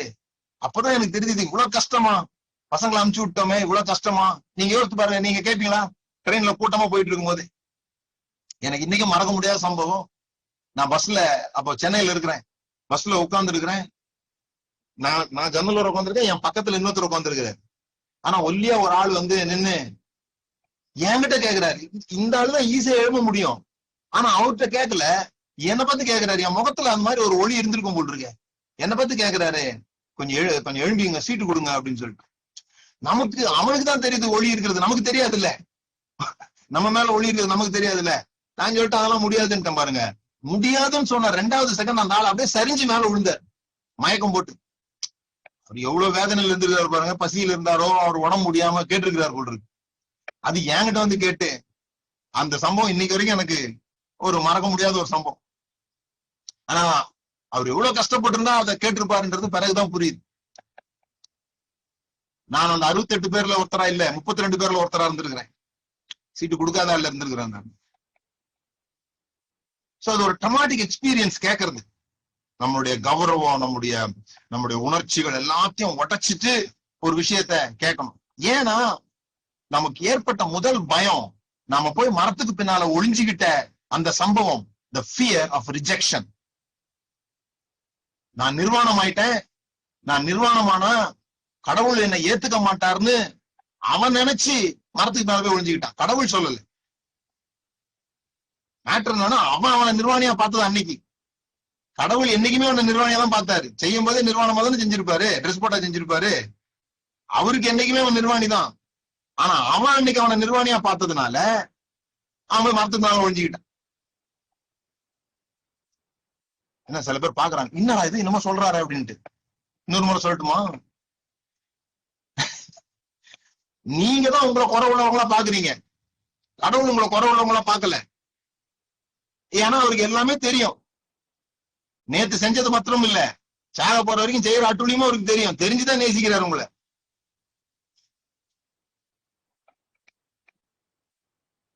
சில சமயம் அந்த வீட்டுல பாக்கலாம், இந்த பிள்ளைய குளிப்பாட்டி விடுவாங்க. ஒரு 3 வயசு 4 வயசு வரைக்கும் அம்மா தான் குளிப்பாட்டி விட்டுட்டு இருப்பாங்க. அது ஒரு 5-6 வயசு ஆகும்போது அதுவே குளிக்க ஆரம்பிச்சிருமா. குளிக்க ஆரம்பிச்சோன்னே அம்மா வந்து, டேய் முதுகு தேய்ச்சி விடுறா அப்படின்னு, போமா போமா போமா அப்படின்னு புள்ள வந்து பாத்ரூம்ல நின்றுட்டு அம்மாவே உள்ள வரக்கூடாது. அப்ப அம்மா சொல்லுவாங்க, டேய் எல்லாம் ஏற்கனவே பார்த்ததுதான்டா அப்படிம்பாங்க. புதுசா சொல்ற. அது மாதிரிதான் கடவுளும் ஆதாம்கிட்ட சொல்லியிருப்பாரு, ஏன்டா நீ ஒழியணும், நான் ஏற்கனவே இதை தான் டெய்லி பார்த்துட்டு இருக்கேன், டெய்லி உழவும் போது நான் ட்ரெஸ்ஸா போட்டுட்டு இருந்தேன், இன்னும் இன்னைக்கு நிர்வாணி உனக்கு தெரிஞ்சு போச்சு, அதான் பிரச்சனை. நம்முடைய குறைகளை நாம கண்டுபிடிக்கிறதெல்லாம் இங்க பிரச்சனை ஆயிடுது. தேவன் நம்மை முழுமையானவர்களாக சுத்தமானவர்களாக பார்க்கிறாருங்கிற வெளிப்பாடு என்னைக்கு உண்டாகுதோ அன்னைக்கு. அது ஏன் அப்படின்னு சொல்லி சொன்னா, நம்ம இன்னைக்கு வரைக்கும் எதுக்காக இந்த மாதிரி கேட்கறதுக்கோ நம்முடைய உணர்ச்சிகள்ல பாதிப்போ ஏன் அடையிறோம்னா, we are fear of rejection.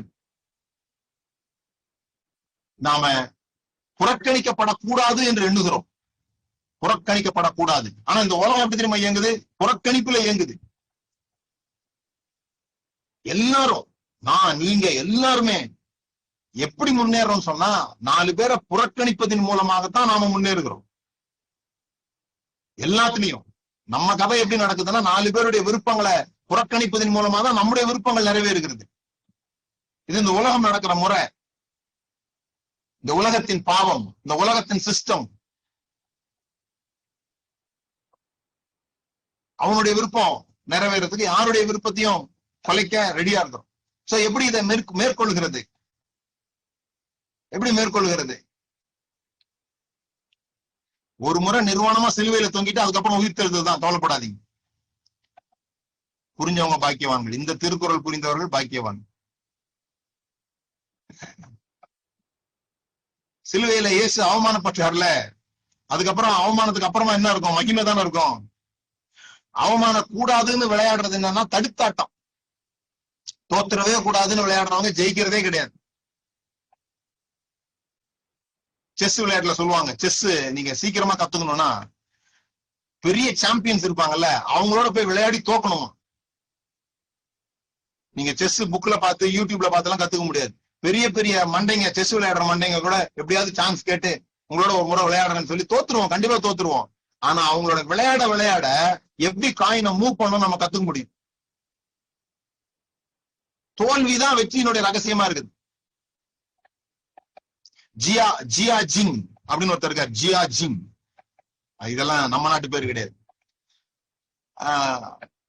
அவர் சொல்றாரு, 6 வயசுல அவர் ஸ்கூல்ல ஒரு 32 பேர் இருக்கிறாங்க. அந்த 32 பேரும் அங்க கிஃப்ட் வச்சுட்டாங்க. ஒரு மொத்த மாணவர்கள்லாம் சேர்ந்து ஒருத்தரை பத்தி நல்லது சொல்லணும், அந்த பையனை பத்தி நல்லது சொல்லணும். அப்படி நல்லது சொன்ன உடனே அந்த பையன் போய் பரிசு எடுத்துக்கணும். இப்படி ஒரு விளையாட்டு விளையாடுறாங்க. விளையாடும் போது கடைசியா 3 பேர் மிஞ்சிருக்காங்க. அதுல இவர் ஒருத்தர்.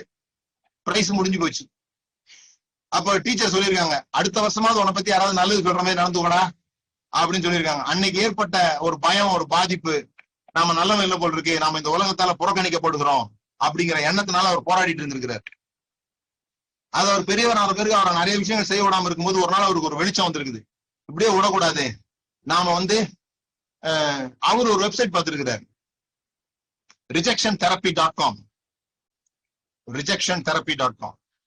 நீங்களும் போய் பார்த்து அவர் பார்த்துட்டு இந்த புறக்கணிப்புக்கு நம்ம நம்மஸ் ஆயிடணும். இந்த எவ்வளவு புறக்கணிச்சாலும் நம்ம உரைக்க கூடாது, எருமாட்டு தோல் மாதிரி ஆயிடணும் நம்ம அப்படின்னு முடிவு பண்ணி இப்ப ரொம்ப சென்சிட்டிவா இருக்கிறோம், ரொம்ப தோல் மென்மையா இருக்குது, ஒரு முரட்டு தோல் நமக்கு வேணும்னு சொல்லி 100 நாள் கேட்டா கண்டிப்பா கிடைக்காதுன்றத மாதிரி போய் கேட்கணும். கேட்டா கண்டிப்பா கிடைக்காதுன்ற மாதிரி போய் கேட்கணும். அவன் நம்மளை புறக்கணிக்கணும். அப்படி புறக்கணித்து 100 நாள் அப்படி புறக்கணிச்ச பிறகு இந்த புறக்கணிப்பே நமக்கு இல்லாம போயிடும். அப்புறம் என்ன வேணா கேட்கலாம் அப்படிங்கிற ஒரு ஐடியா அவருக்கு. அவர் என்ன பண்ணாரு, நேரா அன்னைக்கு ஆபீஸுக்கு வந்த உடனே கீழே போயிருக்காரு. செக்யூரிட்டி ஒருத்தர் உட்கார்ந்து இருந்துக்கிறார். செக்யூரிட்டிட்ட போய் எனக்கு ஒரு $100 தாங்க அப்படி கேட்டிருக்கிறாரு.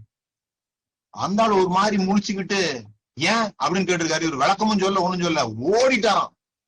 அந்த பயத்துல வேர்த்து ஊத்தி ஓடி போயிட்டாராம்.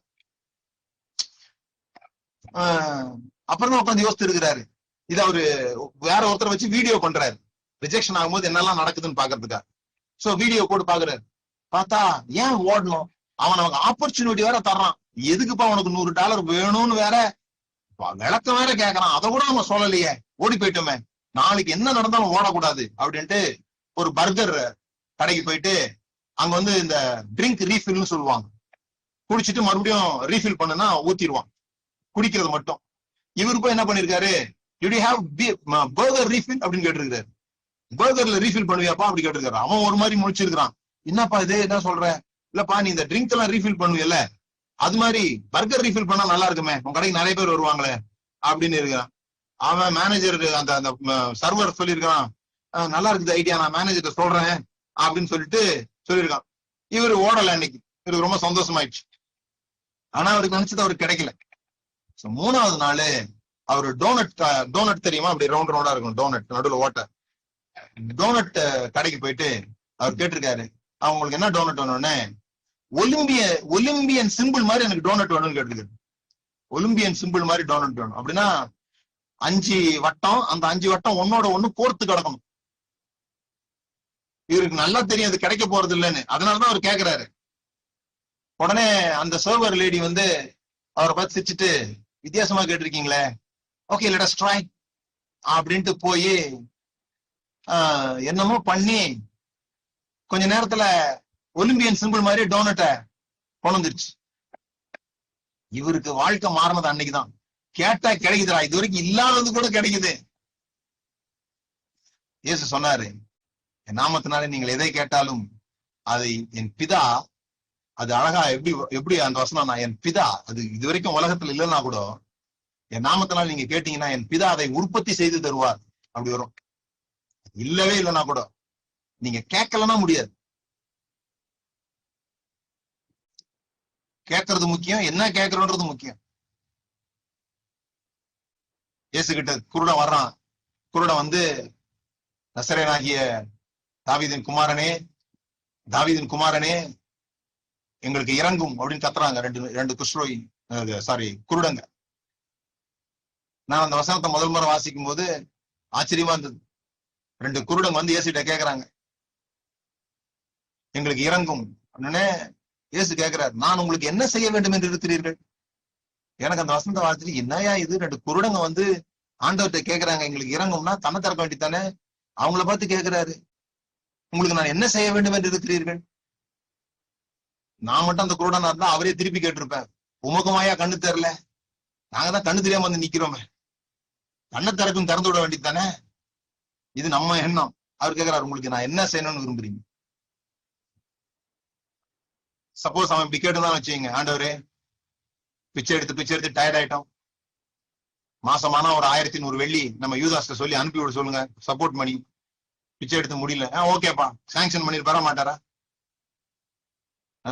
இல்ல இந்த அவங்க ஒரு டவல் போட்டிருப்பாங்க, ஒரு ப்ளூ கலர் டவல் போட்டிருப்பாங்க, அது வந்து பழசா போச்சு, இந்த டவல் எனக்கு தாங்க அப்படின்னு கேட்டிருந்தா புது டவல் எடுத்து கொடுக்க சொல்லியிருப்பாரு.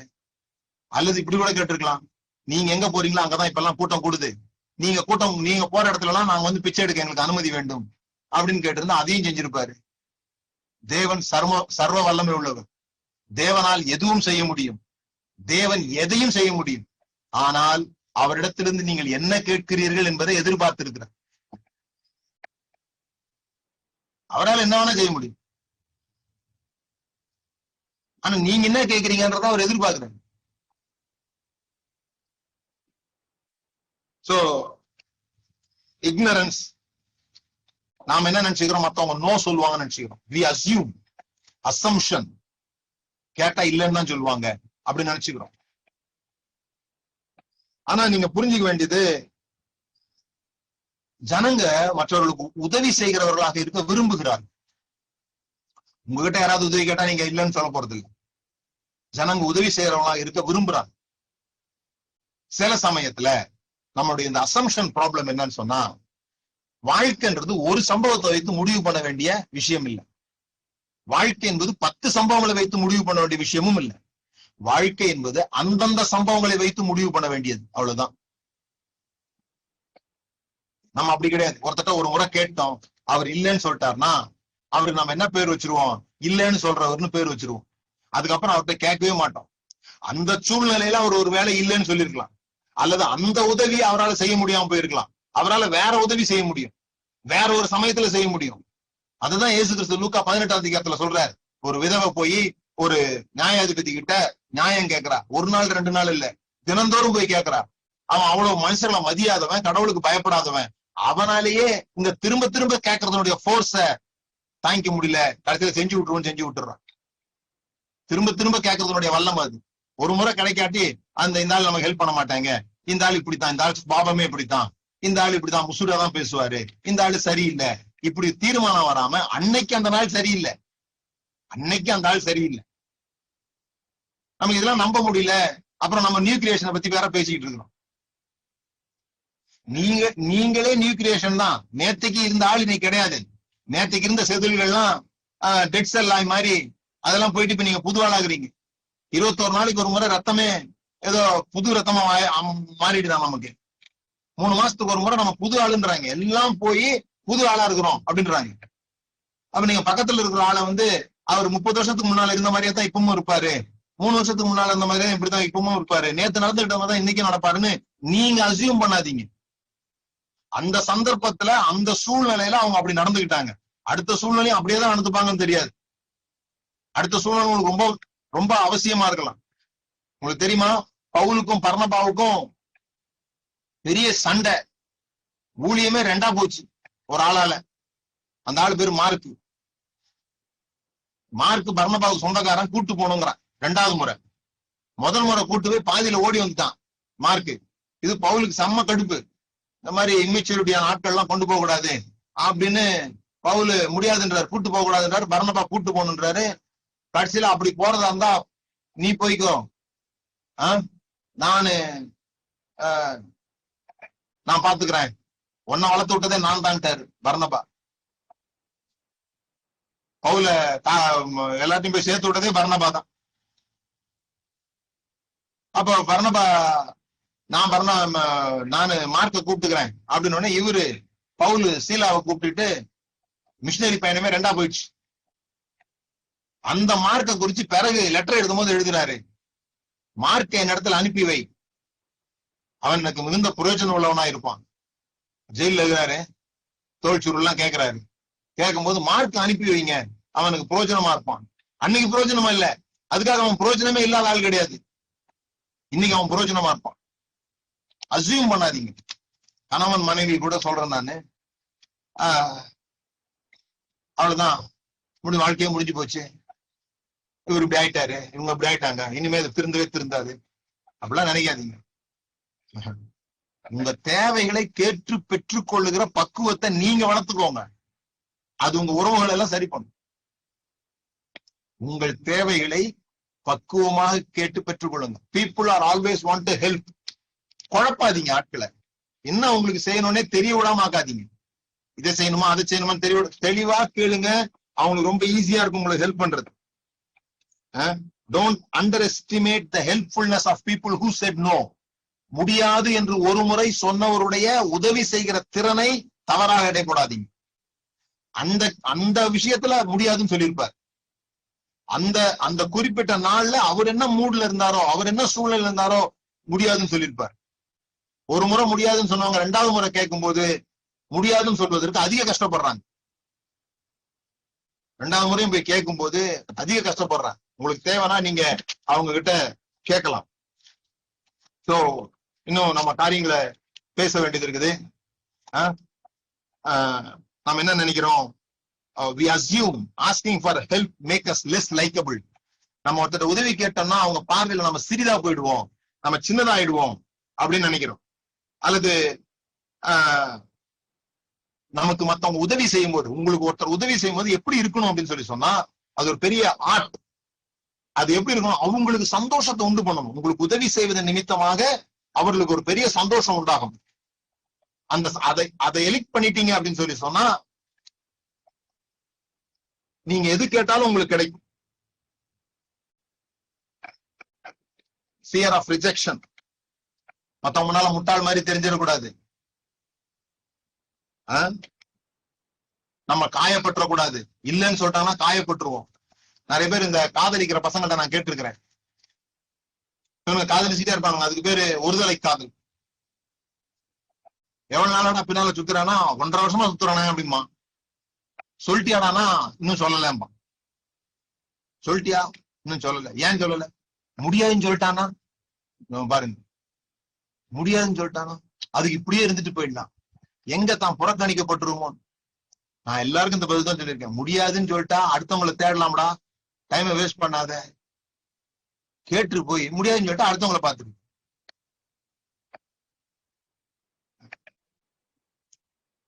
நம்ம ஆளுங்க அதுக்கெல்லாம் ஒத்துக்க மாட்டாங்க, தெய்வீகமா வச்சிருப்பாங்க. அப்படியே பின்னாலேயே போயிட்டு இருப்பான், கேட்கவே மாட்டான். அப்புறமா தான் தெரியாது கல்யாணமே முடிஞ்சு போச்சுன்னு.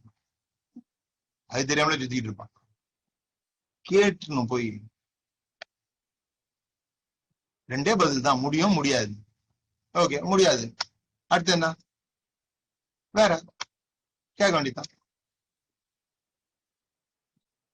இல்ல அவங்ககிட்ட ஏன் முடியாதுன்னு கேட்க வேண்டியதான். உன் பல்லு சரியில்லை அப்படின்னா அதுக்கு சரி பண்ணிக்கிறதுக்கு ஏதாவது வழி இருந்தா பார்க்க வேண்டியதான்.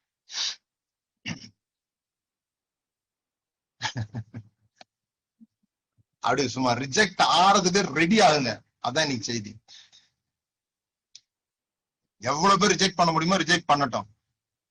அதுக்கப்புறம் அந்த நெருப்புக்குள்ள போயிட்டு வந்த தங்க மாதிரி ஆயிடுவீங்க, பளபளக்க ஆயிடுவீங்க.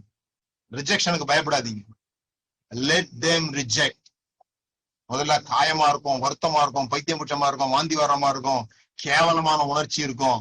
இதெல்லாம் கொஞ்சம் கொஞ்சமா போயிடும். அதுக்கப்புறமா உயிர்த்தெழுதல் உண்டாகும். சிலுவையில நிர்வாணமா தொங்காம உயிர்த்தெழ முடியாது. அங்க போங்க, அந்த பகுதிக்கு போங்க. போன பிறகு மேல இருந்து வந்துடும். தோற்பதை குறிச்சு கவலைப்படாதீங்க. எவ்வளவு நாள் நம்ம தடுத்தடுத்து விளையாட போறோம்? இன்னைக்கு பெரிய பெரிய பணக்காரர்களான எல்லாருடைய வாழ்க்கையும் ஒரே மாதிரி இருக்கு. என்ன சொல்றாங்க? பிச்சை எடுத்தோம், எல்லாம் நஷ்டமாயி போச்சு, எல்லாம் போச்சு, தெருவில் போய் படுத்தோம், இன்னைக்கு இப்படி போயிருந்துக்கிறோம். நம்ம யாருக்கும் அந்த கதையே கிடையாது. நம்ம யாரும் என்னைக்கும் தெருவில் படுத்ததே கிடையாது. சேஃபாவே விளையாடி நிக்கிறோம். பெருசா ஆவறது இல்ல, தெருவிலையும் படுத்துக்கிறது. அன்றன்றுள்ள அப்பத்தை எங்களுக்கு இன்று தாரும், அந்த கதையிலேயே போயிடும். நிறைய பேருக்கு எலியாதான் விசுவாசத்தின் தகப்பனாகிறார். எலியாதான் விசுவாசத்தின் தகப்பன். என்ன? காக்கா கொண்டு எங்களுக்கு கறி போடும், காக்கா கொண்டு எங்களுக்கு ரொட்டி போடும். எலியாவை போல தேவன் எங்களை போஷிப்பார். ஐயோ, எலியாவை போல தேவன் உங்களை போஷிக்க வேண்டிய அவசியம் இல்லை. 6 மாசம் போஷிட்டு அவருக்கே போர் அடிச்சு போச்சு. டேய் போடா, அந்த சாரி பார்த்து போடா அப்படின்னு சொல்லி அவரே திருப்பி அமைச்சிட்டாரு. அவருக்கு போர் ஆகி போச்சு. விசுவாசத்தின் தகப்பன் எலியா கிடையாது, விசுவாசத்தின் தகப்பன் ஆபிரகாம். அவன் ஒரு நாளும் காக்காவுக்கு காத்து இல்ல. அது விளங்கிக்கணும் நீங்க. விசுவாசத்தின் தகப்பன் யாருன்னு போட்டோம்னா எலியா கிடையாது, ஆபிரகாம். அவனுடைய செல்வம் உலகம் தாங்க முடியாதா இருந்தது. நல்ல காலம் லோத்து கொஞ்சம் பிரிச்சுட்டு போனதால கொஞ்சம் ஸ்டேபிள் ஆச்சு. இல்லைன்னா உலகம் ஒரு பக்கமா சரிஞ்சிருக்குமா. அவன் தான் உங்க விசுவாசத்தின் தகப்பன். நீங்க மாடலா யார வச்சிருக்கீங்க? எலியா வச்சுட்டு சுத்திட்டு இருக்கிறோம் நம்ம. ஆண்டவரே கொண்டு தருவாரு கிடையாது. ஆபிரகாம், ஈசாக்கு, யாக்கோபு இவங்க எப்படி பண்ணாங்க, எப்படி தரிசனத்தை பெற்றாங்க, எப்படி தேவனுடைய வார்த்தையை கேட்டாங்க, எப்படி அதை செயல்படுத்தினாங்க, எப்படி பெருசானாங்க, அதை பாருங்க. ஒரு துறவு தோண்டி வந்து புடிச்சுக்கிறாங்க, உடனே சோர்ந்து போயிடல. அடுத்த துறவை தோன்றான், அங்க வந்து பிடிக்கிறாங்க, சோர்ந்து போல. அடுத்த துறவை தோன்றான், வந்துருச்சு பெர்சபா, சாரி ரெகபோத். சித்தனா வரும். ஏசா ரிஜெக்ஷனுக்கு நீங்க பயப்பட்டீங்கன்னு சொல்லி சொன்னா நம்மளுடைய ரகபத்தை நம்ம கண்டுபிடிக்கவே முடியாது. Develop relationship. ஆஸ்க். தொடர்ந்து பேசுவோம், கண்கள் முடிச்சோம். இன்னைக்கு நான் வெறும் பணத்தை பத்தி மாத்திரம் இல்ல, தேவனை குறித்த நிறைய வெளிச்சங்களை இந்த நாள்ல நீங்க பெற்றுக்கொண்டிருப்பீங்கன்னு நினைக்கிறேன். ஆதியாகமம் 1 முதல் 4 புதிய வெளிச்சத்துல படிங்க. ரீதிங்கர்ஸ் விங்ஸ் ஆஃப் ரிவெல்ல ரீதிங்கர்ஸ்ல போய் அந்த இதை நீங்க பார்க்கலாம். இன்றைக்கு உள்ள செய்திக்கு இதுதான். மனுஷன் தனிமையா இருப்பது நல்லதல்ல என்று சொன்ன போது மனுஷன் தனியாக இல்லை, மனுஷனோடு தேவன் இருந்தார். அந்த தேவன் சொல்லுகிறார் மனுஷன் தனிமையா இருப்பது நல்லதல்ல என்று சொல்லு. மனுஷன் தனிமையா இருப்பது நல்லதல்ல. So never reject a relationship. அன்னைக்கு யோசேப்பு அண்ணமார் வெறுத்தாங்க. அவங்களுக்கு தெரியாது யோசேப்பு பிற்காலத்துல ராஜாவாக போறான்னு. தெரிஞ்சிருந்தா விட்டுருக்க மாட்டாங்க. சோ யார் என்ன ஆவான்னு உங்களுக்கு தெரியாது. யோசேப்பை தூக்கி குழியில போடாம சரி தம்பிதானேன்னு போற்றி வளர்த்திருந்தாங்கன்னா இவங்க யாரும் எகிப்துக்கு போயிருக்க வேண்டியது இல்லை, எகிப்து இவங்க வீட்டுக்கு வந்திருக்கும். கூட வச்சிருந்தது ராஜான்னு அவங்களுக்கு தெரியாம போச்சு. நம்ம புள்ள பூச்சின்னு நினைப்போம், அது பெரிய மீசம் முளைச்சு பெரிய புலியா நிக்கும் பிற்காலங்கள்ல. அவங்க பக்கத்துல இருக்கிறவங்க யாருன்னு உங்களுக்கு தெரியாது. பக்கத்துல இருக்கவங்க ராஜாவாக அபிஷேகம் பண்ணப்பட்டிருக்கலாம். இன்னைக்கு நீங்க அலட்சியமா நினைக்கிற ஆளு, இன்னைக்கு நீங்க சரிப்பட்டு வரமாட்டான்னு நினைக்கிற ஆளு நாளைக்கு உங்களுக்கு உதவியா இருக்க முடியும்.